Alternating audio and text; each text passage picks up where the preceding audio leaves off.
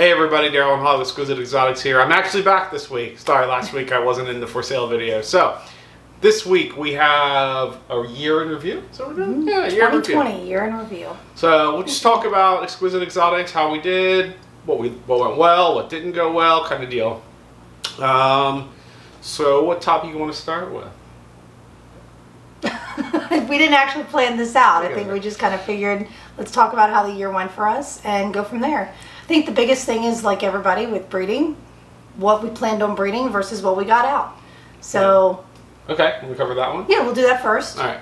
So for snakes, ball pythons specifically, because it's all we're breeding snake-wise right now, our goal for us internally was to have about 56 babies for the year. Mm-hmm. We had 48, so we fell slightly short.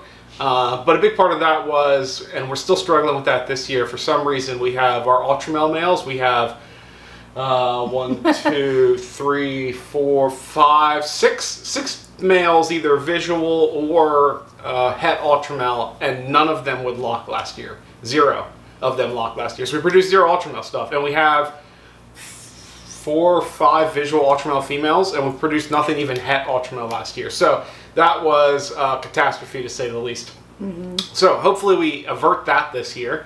I think if we had had those males breeding, we would have well exceeded that goal. So fall a little short wasn't too bad. While we're talking about ball pythons, we can talk about the pros and the goods and the bads. We had a couple clutches where we have another clutch video for the year. The last clutch video of the year we haven't shown you guys yet. That one did not go so hot, that clutch. And we've had a couple little things here and there, but we had that huge clutch where we found out that our Desert Ghost male is het pied and produced all visuals. So that was huge for the year. I would say in general our odds for this year have been phenomenal. Yeah, that was actually really, that was shocking. If you watch the video on that clutch, excuse me, you can hear Daryl, I think, swear the first time. I might. Because it was such a shock to cut the egg and see something completely unexpected. See a pied. Yeah, see a pied when you're not expecting, I mean, you're expecting het pied from the female, but and then another pied. It was wild, so. And then another pied. And then another pied. Yeah. And I was like, what did we do here to this girl that she was a virgin girl? So it's like, how is this even happening? Yeah, we grew her up. It wasn't like we were told she was a virgin and got her. No, we had her as a baby. Yeah, very, very, I wouldn't say hatchling, but we did have her very small. Yeah. And probably, 300 less grams. Less than 300, I thought, yeah. And so this is her first time. So that was wild and still shocks me to this day when we open their tubs and check on them and clean them and everything. So yeah, it's pretty cool. And not only that clutch, but we just did those 2 latest videos, which was our Orange Dream Yellow Belly Fire male to 2 different females. One, our Orange Dream Pastel female. And we're pretty sure we hit the 5 gener out of that clutch. And then that same male went to our Pastave female, and we're pretty sure we hit the 5 gener out of that clutch too. Yeah, I think. Yeah, the odds this year for us. We had that clutch with about both those clutches, we had like 1 single gene animal, maybe. Yeah. It was just, I mean, like the odds of that happening in those clutches is phenomenally low. So we crushed it. Yeah, we'll take that. I mean, we had 1 female that we expected the clutch from, and when she laid, it was an entire dud clutch. You never saw that because nothing came of that. We did. We actually showed that video. Did we really? We did a video of it was the video last year labeled "Sometimes Things Don't Go as Planned." That was our super fire girl laid a completely slug clutch. Listen, we should try to show the good and the bad. I just didn't think we had anything to show, so I apologize. I thought that we were like, well, no video. Yeah, we did a really short clutch video on that one. It was a pulling and seeing that everything was slugs. So unfortunately that happened. So that's part of why our odds were down pretty low. Or you mean our number? Our number, yeah. Sorry, not our odds. Yeah. But yeah, so that was a bummer on that. But I mean, hey, hopefully that just means that next year she'll grow a little bit more and be ready. While we're talking about this year review, do we want to kind of mention goals for this next year? Yeah, I think we had done a video recently on pairings that we wanted to do, or is that? Yep. So yeah, so we have that. We kind of already have started breeding. based on what we were able to produce this past year. So that kind of does tie into it a little bit. Yeah, we have from that video, we're actually going to be doing a breeding season update video here shortly. From that video, I think we've added, excuse me, 4 to 6 more females into the breeding for the season. I mean, yeah, at least this week we had a female that we didn't expect at all to grow to the size, and here she is. So. Yeah, so we've added a lot in there. Yeah, you know what? While we're talking about breeding, if you guys have an interesting reason or have any thoughts into the reason why our season seems to run way later than everybody else's. We were just talking about this the other day.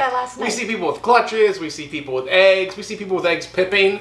We haven't even had a first ovulation yet. And even last year and the year before that, ours kind of ran later into the year. Now, we start breeding in October, like mid-October. We do a temp drop on the racks at the same time. The temps will come up here mid-February is when we raise the temperatures back, so they'll be coming back up. And it's just a nighttime drop, not a full-time drop. So we do temperature cycling. And we start mid-October, which is where everybody we talk to says starts. But for some reason, our season seems to start way later than everybody else's. Yeah. Like, we're actually getting clutches. I don't know why that is. If anybody has any thoughts on that, everybody's like, hey, you know what? Maybe this is going on. Feel free to share. Or if there's anybody out there who also seems to be always have a later season than what seems like everybody else, feel free to share. We were just discussing that the other day. Not that it's terrible. It's just that it's different than what we see everybody else's videos. I think our snakes just like to take things slow and go on a few dates before they commit. Romanticized.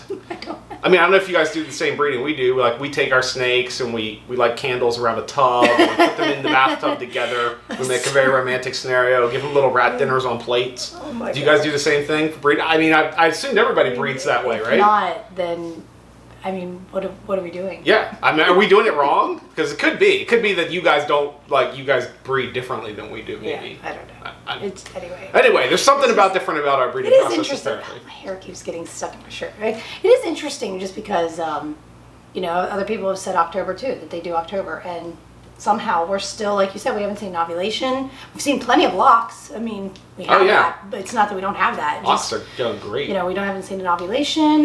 We still have one female that just has been breeding since last year. I will say that. One girl didn't go, but she kept locking. So we were like, you know what, until she's done, or, we're going to just keep putting the same male with her, and she just keeps locking. She still looks chunky, but not that ovulation chunky. So, not an ovulation.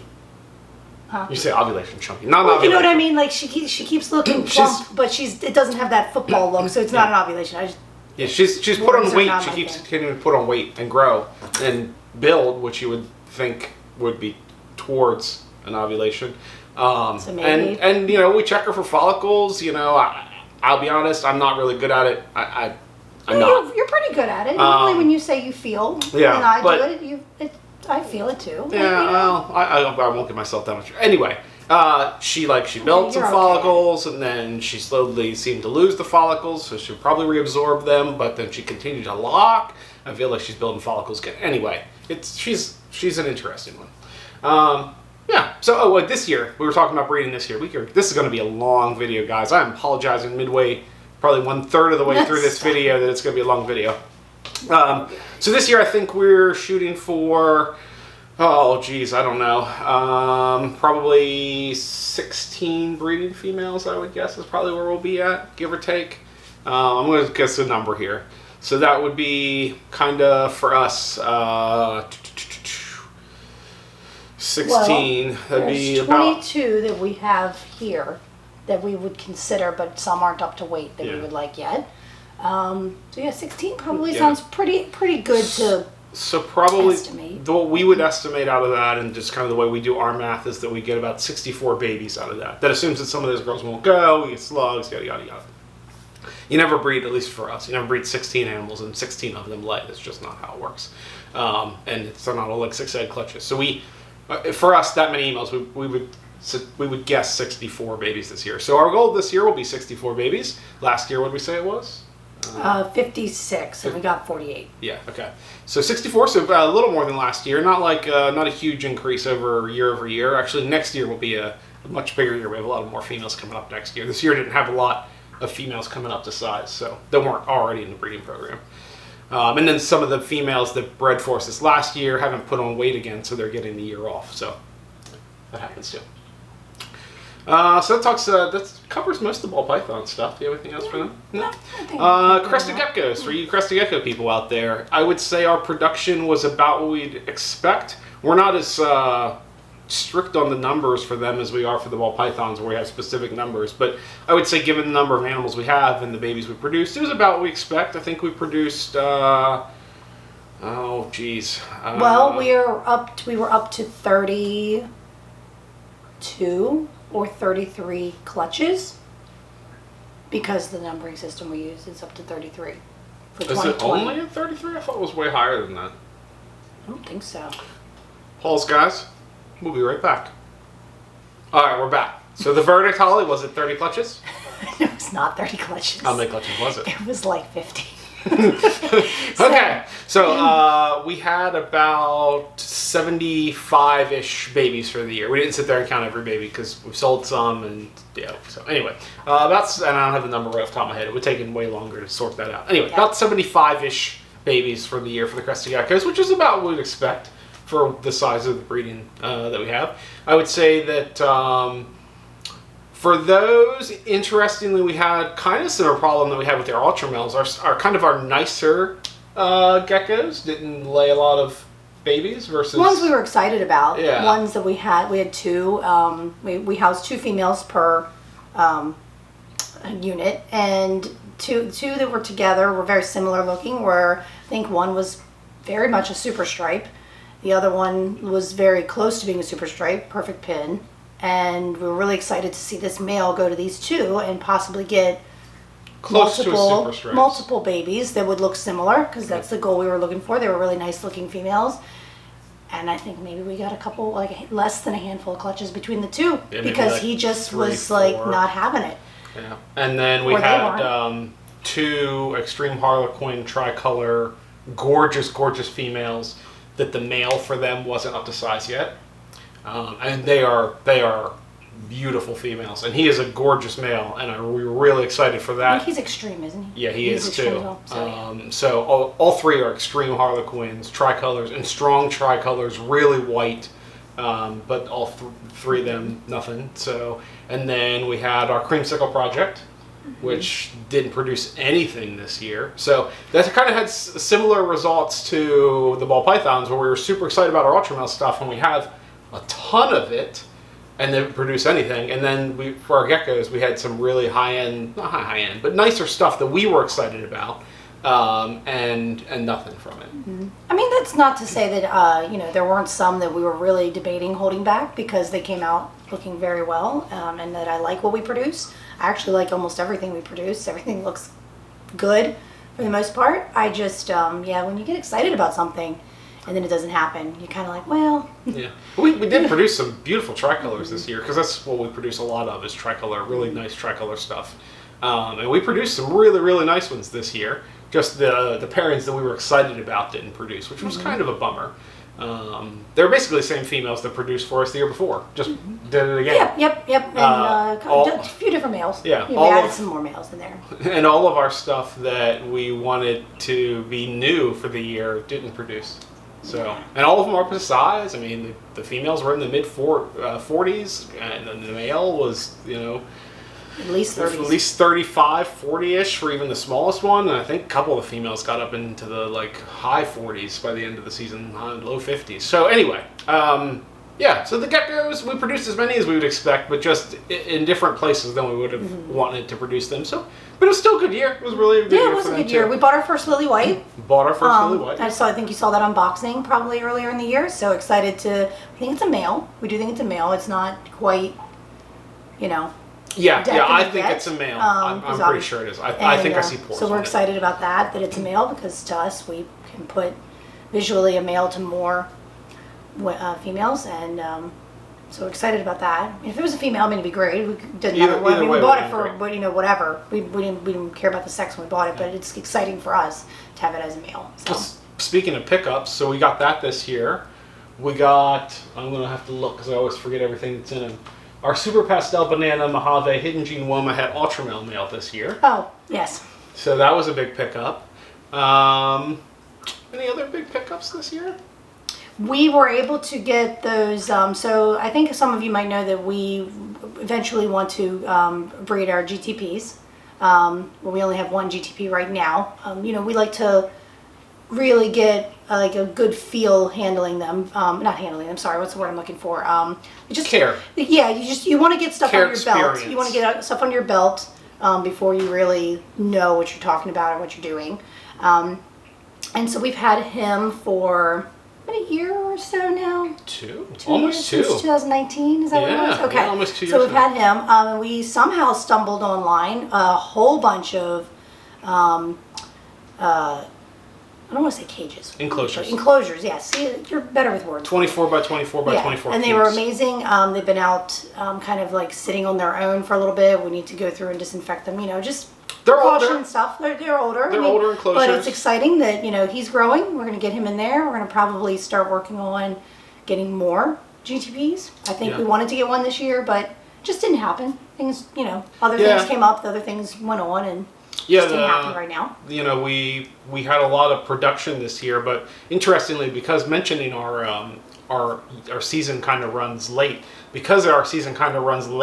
by the time animals, we make sure they're eating, they're up to size, it's rolling into wintertime, so then we can't really ship. So, for us, I don't know how other people seem to be, but for us, it seems that whatever we produce one year is kind of what we sell the next year.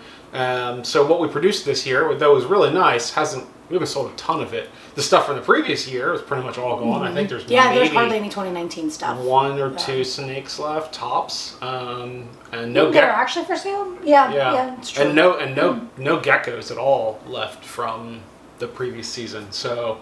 You are absolutely right. I didn't realize that. Yeah. Yeah. So that's kind of how our flow seems to work. We'll see if that continues this year. Hopefully it does. But that means that the previous year's animals were the money for this year. So, there wasn't a huge production the previous year. I think we only had like 7 clutches. It's ball pythons, Yeah, for ball pythons. So there wasn't a lot of extra money to spend on picking up new stuff this year. So, and then this coming year, actually, we're gonna probably be picking up racks, not necessarily a whole bunch of new animals. We need some more freedom breeders. If you guys are watching our videos and you see that like almost every tub has a name on it, it's time to pick up some more freedom breeders. So we got to do that this year. So that'll be a rather large expenditure that we'll have to spend on. So we'll see about the GTPs this year. I'd like to say this year, but that is true. I know that we wanted to purchase in 2020 another GTP and just have another one on hand since he is growing. But or a couple more since you can't sex them as babies. Though there is possibility of shed sexing coming, so that's a really exciting thing for any of you other fellow GTP people out there. But in any case, we have those projects to get done this year. We need to get the new racks in here. We've got to get. We'd like to get some GTPs. We'll see how things play out. But yeah. And one final thing, I think, because I'd like to touch base on everything. One final thing. We do have our blood python. We had ordered a whole new unit for him, and the production time was 16 to 20 weeks. 16 to 20 weeks, and we hit the 21-week mark, and they were like, "Yep, we should get it out soon."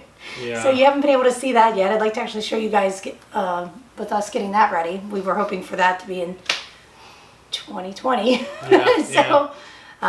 Poor guy. I mean, he hasn't grown out of his enclosure. We just want to get him a new one, a nicer one that's made for him. And it is bigger. It will be bigger, but I mean... Yeah, he's okay. I mean, he still fits in the hide that we have in his enclosure now. He's quite large, over 3,500 grams, and he somehow fits himself in. He's in an FB70 still. Yeah. I mean, and we have 3,000 gram female ball pythons. Yeah, they're totally fine. These. It's not that. It's just that we put a hide in because he likes to curl his entire self in the hide, and I don't understand how he fits. He does. He fits inside that hide. And it's not bulging up. Yeah. It's crazy. Flat. He's sitting in there. Shoves himself in there. He seems to really like it. But we do want to get him a bit, not we do. We've ordered him a bigger enclosure months ago. We're waiting for 4 months Half ago. a year, right? Yeah. 20 weeks. Yeah, so 3-4 months ago. We're just waiting for it. If any of you guys have ever bought from Animal Plastics, you know that the lead time is long. So that's where we ordered it from, is Animal Plastics. They had a rack that we really liked. And actually we reached out to, I'm going to forget his name. It's a python breeder in Pennsylvania, probably, to me, one of the best in the country. We reached out to him to see what he uses for racks, and this is actually what he used. So we were really happy about taking his recommendation for what he uses for his adult bloods for what we're going to use for ours. He knows what he's doing with blood pythons, and I trust his opinion a lot. So anyway, so I think that's it for last year. That's about it. Yeah, I think we'll bring you into 2021 in a few weeks maybe, and see where the plans are and other things we would like to do. I mean, clearly it's still only January. Yeah. If you guys have questions for us, feel free to drop them down below. We're always happy to answer stuff in the comments section. Yeah, I think that's about it for this one, Holly. Anything else? It's a long one, so. Yeah, it's been a long video, but that was I think a good review of how 2020 went for us. Mm-hmm. Yeah. As far as Exquisite Exotics went for us. Oh yeah, 2020 in general for us was wild. Everybody was. I mean, it was wild for everybody, but yeah. I mean, like in general, right. Just certain things that we, just you and I did or whatever. I don't want to say wild like we have this crazy life. I just mean wild. like. We were skydiving, bungee jumping, swimming with sharks.